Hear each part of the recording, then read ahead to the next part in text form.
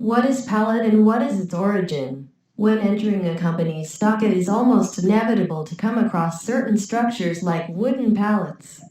It is the pallets, or pallets in English, that, over the years, have come to occupy an important role in the industry.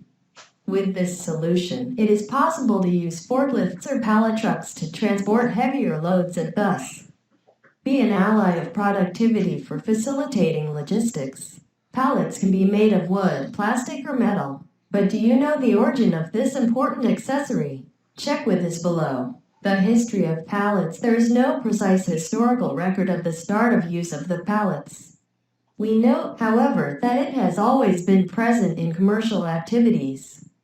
Its modern shape dates back to the first half of the 20th century, coinciding with the invention of the forklift. They were widely used in maritime transport to help in the loading and unloading of products. His invention has been attributed to George Raymond and Bill House, who had a patent for pallets granted on November 7, 1939. Together with the forklift patent in the name of Lyon Iron Works, which later became Raymond Corp. Years earlier, in 1928, George was at the head of the Lyon Iron Company, a foundry that made castings and iron tools and agricultural implements.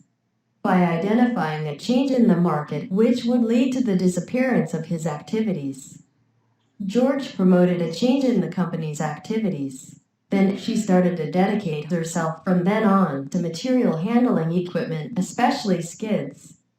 So George and Bill developed what would become a forklift. Pallets were a consequence of this new invention, being a solution that allowed the equipment to transport cargo more easily.